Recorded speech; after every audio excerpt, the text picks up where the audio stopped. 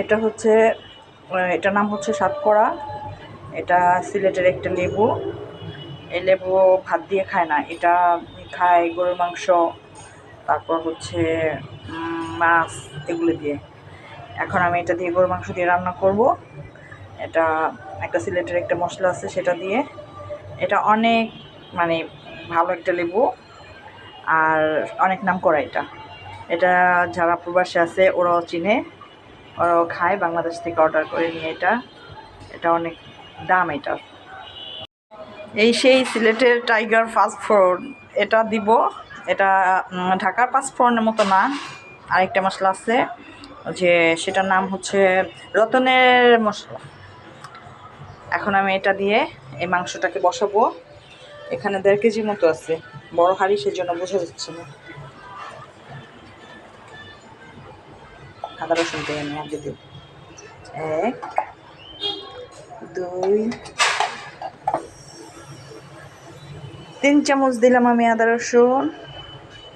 লবণটা পরিমাণ মতো,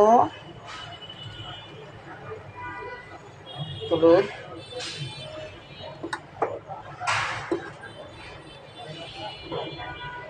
মরিচ আর একটু দিই।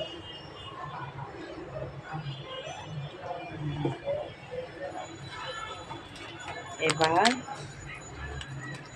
এটা দিয়ে দিই কিছু পরিমাণ। আমি কখনো এই রান্না করার সময় মেপে মুপে দিই না, কারণ মেপে দিতে গেলেই আমার হয় না। আমি আমি এভাবে দিলেই আন্দাজ পাই, মেপে দিতে গেলে কোনো আন্দাজ থাকে না। যে পেঁয়াজ দিয়ে দিয়েছি অনেকগুলা, পেঁয়াজ বেশি দিলে তরকারি মজা হয়। আর হচ্ছে এই যে আমি সেই সাতকরাটা কেটে রেখেছি, এটার ভিতরের এগুলো দেওয়া যাবে না, এগুলি দিলে তিতটা হয়ে যায়। এটা মাংসটা পুরো তিতো হয়ে যাবে, তেতো মাংস আবার ভালো লাগবে না, মুখেই দেওয়া যায় না যদি এটা দেয়। এভাবে ওইটাকে ছিলে যেভাবে খোসাটা দিতে হয়। এই কয়েক টুকরা আমি দিয়ে দিব, কিন্তু এটা আমি এখনই দিয়ে দিব। এটা কষানোর পরে দেয়, কিন্তু এটা এখন আমি কুকারে দিয়ে দিব, তো প্রেশার কুকারে, এই জন্য এখনই দিয়ে দিচ্ছি সবগুলি। এখন আমি তেল দিব। তেলটা আমি 1.5 কাপের মতো দিলাম, কারণ গরুর মাংস যদি একটু তেল না হয় তাহলে মজা লাগে না। এখন আমি এটাকে মাখাচ্ছি।